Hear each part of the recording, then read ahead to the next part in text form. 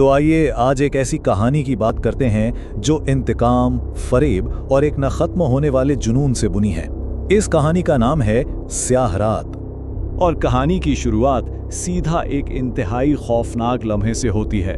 एक अंधेरी सड़क है और बस यहीं सब कुछ बदलने वाला है। अच्छा, ये कहानी ना बिल्कुल शुरू से शुरू नहीं होती, बल्कि इसका आगाज होता है तशद्दुद के एक ऐसे वाक़े से जो आगे होने वाली हर चीज की बुनियाद बन जाता है। तस्वुर करें, एक गाड़ी जिसमें एक नया नवीला जुड़ा अरमास और उसकी दुल्हन मरियम सफर कर रहे हैं और फिर अचानक उन पर हमला हो जाता है। ड्राइवर तो मौके पर ही मारा जाता है और अरमास वो बुरी तरह जख्मी है। इस सब के बाद रात की खामोशी में सिर्फ एक ही सवाल गूंजता है, आखिर ये हमला किसने किया और क्यों?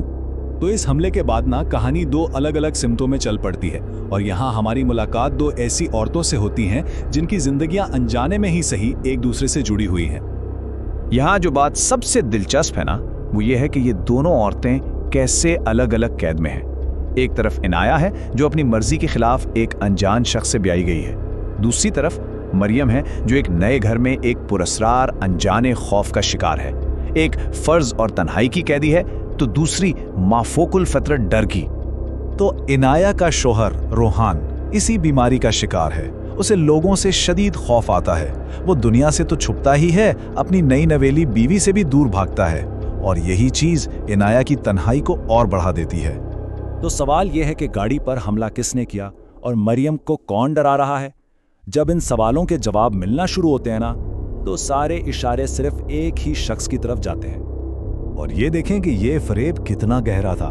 पहले एक साया नजर आता है जो खानदान का पीछा कर रहा है, फिर पता चलता है कि यही वो शख्स है जिसने कुल्हाड़ी से हमला किया था, और आखिर में जब उस साये से पर्दा उठता है तो वो कोई और नहीं, अरमास का अपना जुड़वा भाई रागिल निकलता है।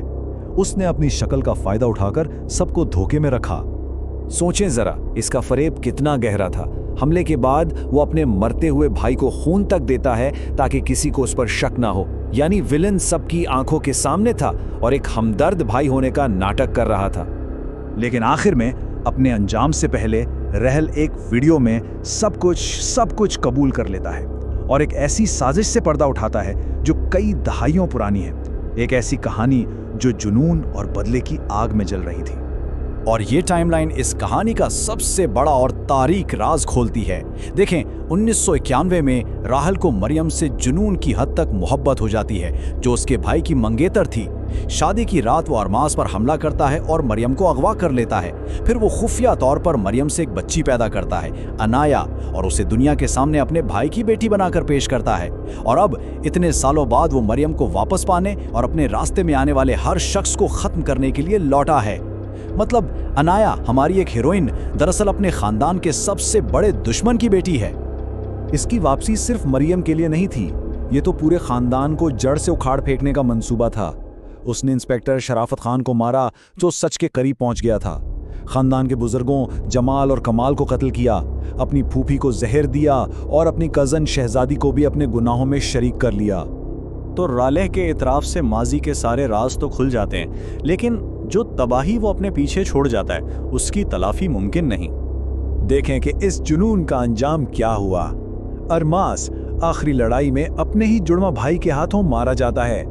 मरियम, वो जिंदा तो बच जाती है, लेकिन उसका जहनी तवाजुन हमेशा के लिए बिगड़ जाता है। वो बस एक तकिए को अपना खोया हुआ बच्चा समझकर सीने से लगाए रखती है।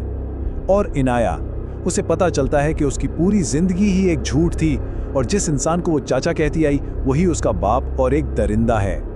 तो आखिर में सवाल यही बचता है कि जब बदले की कीमत इतनी बड़ी हो तो पीछे हासिल क्या होता है? स्याह रात की कहानी किसी जीत पर खत्म नहीं होती, यह खत्म होती है इस गहरी खौफनाक खामोशी पर जो इंतकाम के तूफान के बाद रह जाती है।